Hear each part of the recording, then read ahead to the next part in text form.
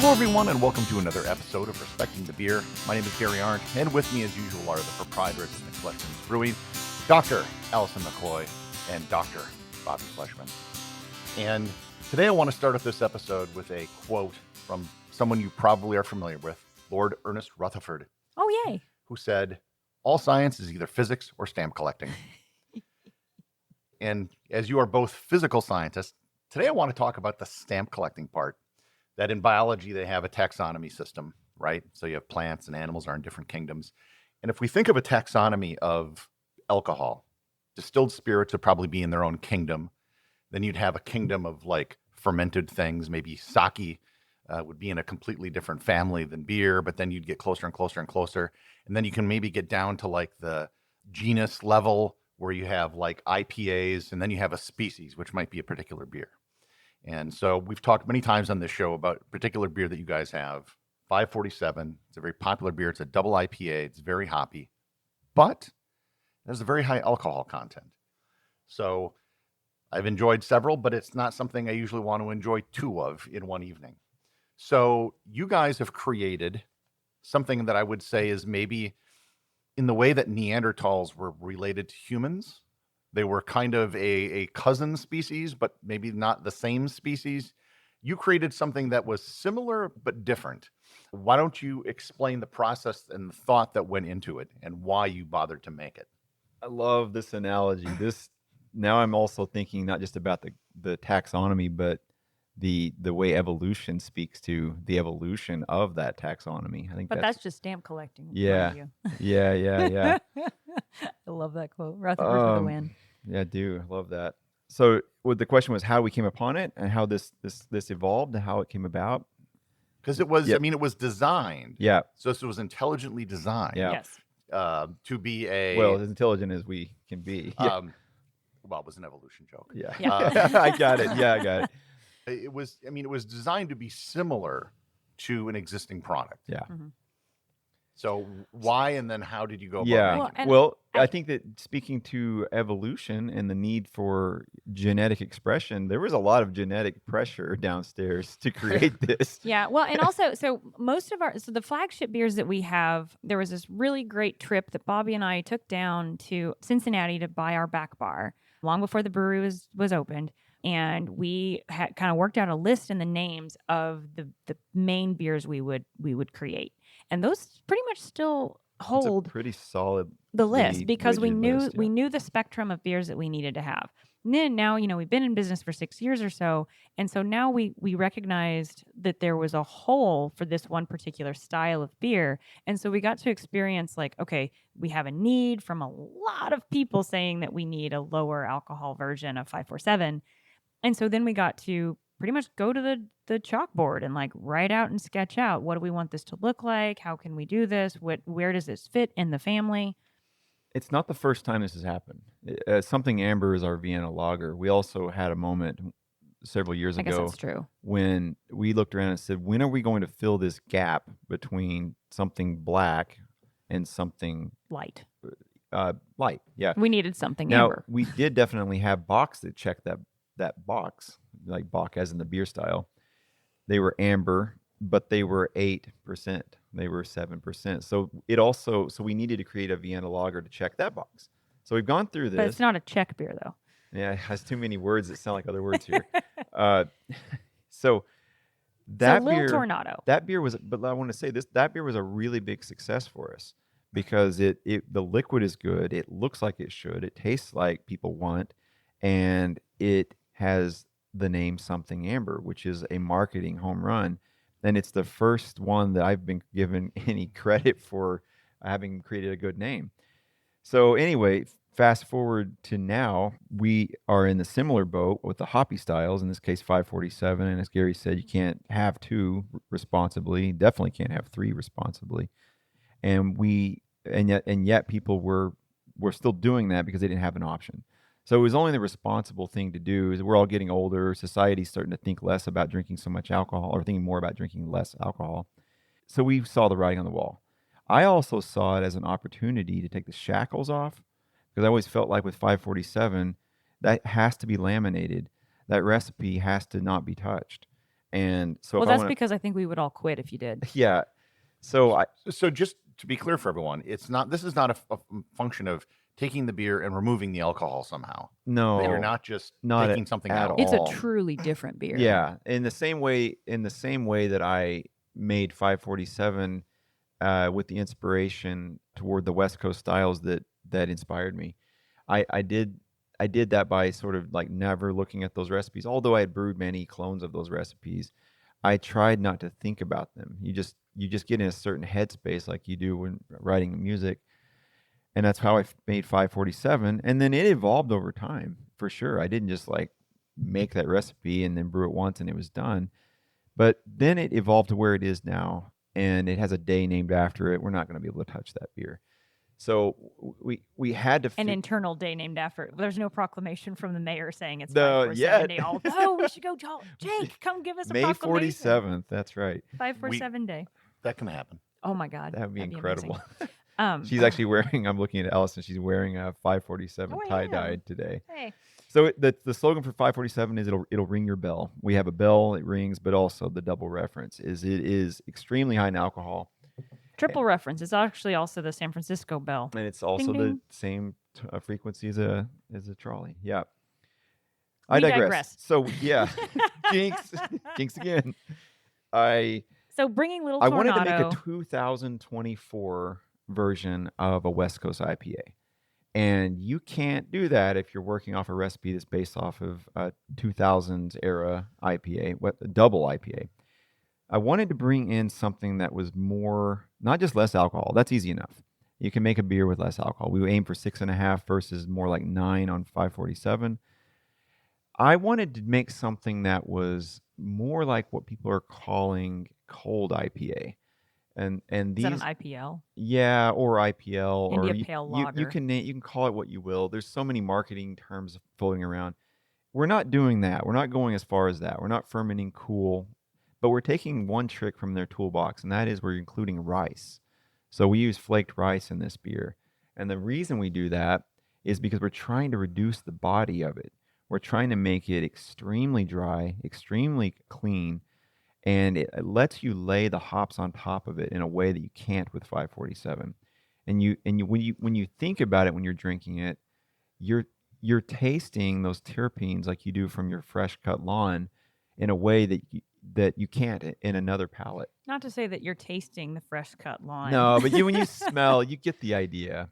Even your tomatoes, when you pick them, everything in nature has these terpenes that we smell, and you're trying to get that into the beer, and you can't do it with these old school ways of making IPA. So I took the opportunity to employ that, and I think it worked really well. And I'm also using a Pilsner malt on the, well, no, I'm actually using the same. I'm using 40% of what we use in 547 because this is genetically related.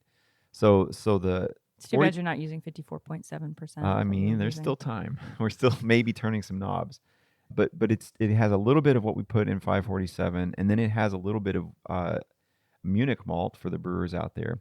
And if you think in frequencies and amplitudes, we're looking for a certain frequency, a certain flavor, but we don't want it to be too intense. Who the hell thinks in terms of frequencies and amplitudes? Everybody that's in music. I'm sorry if I'm pushing that too far, but I'm wanting to get that sound in there, but I don't want it to be too loud.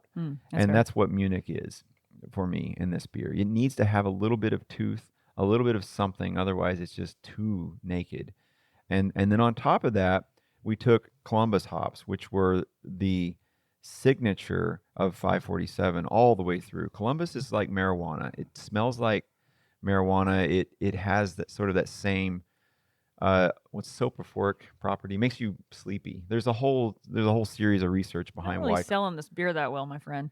Columbus. Or maybe you are. Columbus is a classic West Coast IPA hop. So we wanted to take that and throw it way early in the process of Toronado because it wouldn't be as prominent.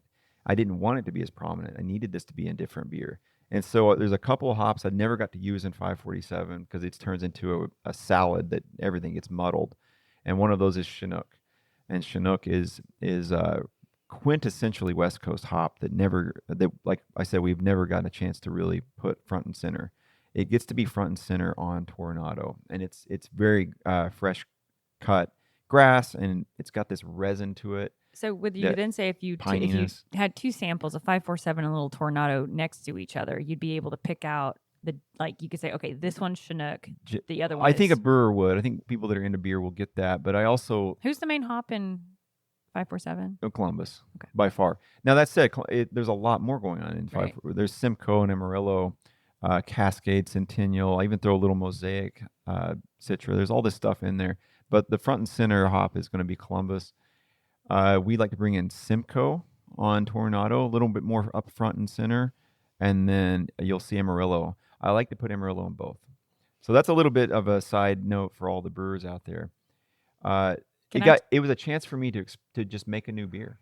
Yeah. And it didn't have a name, it didn't exist, and all people said is, can we have something that's not 9% and it's something like 547? Can I share the headache then that Little Toronado has been for the past year? Yeah. Oh.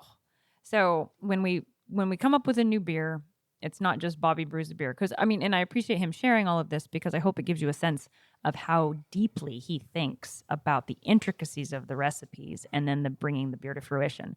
But then there's the whole marketing side, which, as we've shared before, we're not that great at. There's so much of we have to come up with a name, a label, the words on the label. That's a headache all in and of itself. She is talking about the most stressful parts of this process. And then we have to make sure that it's all of those things go with the story and be on brand. And then, the timing of when we're going to release it. We also wholesale our beer to 35 counties. And so we have to make sure that we can make up demand because we also have this whole brew schedule throughout the year of all the different beers that we have to brew, but we have limited tanks. And so can we, at the moment, most of our tanks, well, I guess not now, but about 3 weeks ago, only had Oktoberfest in them. And so when is this going to come out? And so there's a lot of different things that go into it. But once the beer is kind of solid, and for a while this was known as the pilot. Yeah, we did IPA. A few renditions of this. Yeah. Mm-hmm. And then she had a couple different names that we tried on for size to see whether or not it could. Was this Little Sis? Yeah, this is Little Sister or Kid Sister. Kid Sister, which, if you're going to put that on a label, I'm not sure. Yeah, well, and so that one didn't take. And then, what was the recipe, though, we were on track. It was just we knew the recipe. Yeah. Well, we'd worked on the recipe and you had made some tweaks. Yeah. But then naming a beer is so hard to do. And Little Toronado, when we finally settled on that one, we really struggled with it. But we tested out Toronado, and we were at a beer fest. We were at Chilton, the big Chilton Beer Fest. And we had, as one of the releases of our first, okay, we're going to name it Toronado. We're going to see how that goes. People came up and they're like, can I have the Tornado? I want the Tornado. And we're like, oh, no. It's the Toronado. I've seen that happen here. Right. Oh, yeah. And so, it is going to be a challenge. In naming a beer, if someone can't pronounce it, they won't order it. If it's too weird of a name, like say the word decoction or something, they don't want to order it. And so there's these barriers that go depending on what name you choose. And it's not even a Spanish word. It's slang. It's a juxtaposition of two other words. Yeah, toro and tornado, right? It references bulls and tornadoes. Yeah. Go team. Two at once, yeah. There's a car named Toronado. Someone orders a little Tornado, give them a beer and the number for the dyslexia hotline. Yeah, there it is. Fair. Yeah. But then when we got the label almost completely done, then we realized that Lil was missing. Yeah. And do we want to have it called Lil Toronado, or do we just want to call it Toronado? Why would we say Lil Toronado? And ultimately, we settled on Little, and I think that's the right move. it's to emphasize that it's a smaller version. We're also building a family around 547. Yeah. So there's a beer that we made accidentally. Well, we made it on the fly called Stepchild. I've mentioned it before on this podcast. It's a red West Coast double IPA. It's a that was because y'all used the wrong grain? Well, the wrong grain was sent to us. So it was in the wrong marked bag and so forth. So we made a decision on the fly, and it came out great, and it's become its own legend. And that's called Stepchild because it's red, and it's a stepsister of 547. Now we have Little Tornado. We have plans for yet another one. So we're building a family around it, much like you'll see what's the Voodoo Ranger from New Belgium. They have an entire brand, and we're doing that now with 547. Yeah. It might stand apart from McFleshman's, and that's a good thing because McFleshman's is known for traditional styles, but we also have this West Coast personality. So we'll see how this evolves. This is letting people see behind the curtain how much we have to think about how we do labels and names and how we have to group all these things. Well, and we took the label. So Chad Brady, who did our Rock the Vote mural of David Bowie, he's done a lot of murals downtown. He moved to Arizona, I believe, is where he is now. Anyway, he did our 547 label, and it's actually his wife. It's a picture of his wife, who's Mara is the face of 547. Anyway, so this beautiful woman, hops in her hair, hops for hair. And so we took her and then we adapted her just ever so slightly for Little Toronado. So it's kind of an homage to the 547. Hot take, we're going to put a honey comb in her hair, honey hive. Oh, that's cool. They're going to make a honey IPA. But she's got a nose ring, kind of like a bull, and she's got a mask like the bull people. What are those things called? Oh my gosh, bullfighters. Matador. Matador, yeah. That's it. Anyway, so she's got a mask on. Or I guess that's kind of like Zorro. I can't remember why we put a mask on her. We'll have to go back to our marketing department and see where that came from. Which is you and me. And Alex. To give Alex some credit. He does all this he did stuff. an amazing job. So he adapted the logo of 547 to make it Little Toronado, and then I guess he did the writing on the text? The text. That was me. Yeah, but I think I gave him a word salad that he was able to chop down. Yeah, Imagine that. I gave a word salad. And so it's there's so much more. Like when you see a beer on a shelf and it's got its label, it's and it's 6-pack and there's the beer inside of it. The amount of work that goes into getting that there is quite incredible. Lots of arguments, lots of fights about what it should be called. And I should say that if you're going to the store and you've got an option between Sierra Nevada 12-pack IPA and McFleshman's 12-pack IPA, take for granted that I would say there's arguably, I would say we probably put in 50 or 60% of the energy that they do, but their team is 100-fold. You know what I mean? Yeah. The energy per person, if on a small business to do wear all these hats is ridiculous. True. Yeah. So I agree with Bobby. Buy ours. Don't buy the other guys. No, I didn't say that. I just said think about how much the little guys are putting into this to stay competitive out there. Yeah, it's a lot of moving parts. So that was sort of the name and then the story. I guess let's talk about the name.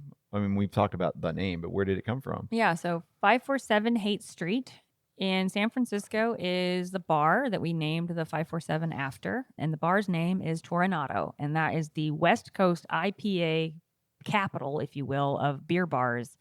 And this is a place that Bobby and I would go. It's going to be so packed next time we go there. If this podcast is successful. It's always packed when we go I know, there. It doesn't matter where they find anyway, out. so for since 2008, Bobby and I would go to San Francisco once a year. He had a big conference there, the American Geological Union, where he would do NASA things. So he'd make his way over to Haight and Ashbury, fantastic district in San Fran, and there's a beer bar, Toronado at 547 Haight Street. And that's where you fell in love with, introduced to and fell in love with Pliny the Elder of Russian River Brewing Company. It was like the homage beer that we kind of brew 547. That's just one of the many reasons why this bar is so amazing, for sure. They're Belgian styles, their glassware, their service is interesting, but all of the above, they are the best in the business. Anyway, so we wanted to kind of tip our hat to them, and then 547 took off. Bobby, I think you knew that 547 was going to be like our main beer. And I was, of course, convinced that the cask conditioned ales, MSB in particular, was going to be like the beer that everyone wanted. I thought Pirates Cove would be, and it was until Amber came along. Amber went ahead of that because Amber is sort of that craft meets lager. It really fits a void. That said, 547 wouldn't have been, and it's like number 2 or 3, depending on where you look. Taproom, it's number 1 on any given month. We do have a 547 demand coordinator. That's it. Joel Hermansen is the reason has made that 547 is number 1. But that said, I think it would be number 3 without Joel. But it needed to be. Yeah, we needed a Joel to bring it to where it is now. It's so funny. We call it Joel magic. So we can go back and look at the numbers of sales and stuff. And he teaches. He serves on Wednesdays and Saturdays, and we can tell the month that we hired Joel. Oh yeah, sales. And this isn't and stayed spiked on those days. Yeah, this isn't a 547 podcast. This is Toronado. So Toronado, I'm hoping Toronado actually cuts Little Toronado cuts into 547 sales. I'm hoping that oddly, I mean, in a way, I'm hoping that because we can't brew any more beer. So it has to come from we don't have any more capacity. So something's got to come from somewhere. Yeah. That said, if it doesn't, then we're going to have to figure out how to grow. And this has been our theme over every dinner and breakfast is where do we go next? Because we can't brew enough beer right now. And all signs point to it's not taking 547 business away. So it's becoming its own thing. So we've just now created another problem for us. Yay. Good problem. I want to close on something you said, that you were thinking of creating a whole family around. Yeah. Is 547. Family Pack kosher for putting on a label? For beer? Yeah. Depends on the family, I guess. I mean, this is Wisconsin. I was going to say. What would be other members of this family? Well, first of all, this triple IPA that we're thinking of, we're going to make a 10 or 11% IPA. You're going the other direction too. And that's going to have honey. Largely that's coming by way of honey. It's on brand for us. We've actually been requested, oddly enough, to brew not just a lower alcohol, but a higher alcohol than 547. And it's not that absurd, honestly, because when you think about it, what is wine? Wine ranges anywhere from table wines at 7 or 8% up to 14 or 15. So it's just a matter of where you land on the occasion. So yeah, that's the next one. And then we are going to do a non-alcoholic. And with the non-alcoholic, we may or may not infuse THC with that. So there's a lot of directions we can go on both ends of the spectrum. None of which did I mention hazy or fruited, right? That lives in its own sphere. We call that alter ego. And that is its own little sandbox. But 547 is a clear beer. It's a West Coast style. It will always be bitter. It will always be clear. And is the naming convention going to be similar, or For each of these styles that we come out with? I- The Stepchild and Little Toronado, they fit really well in that scheme.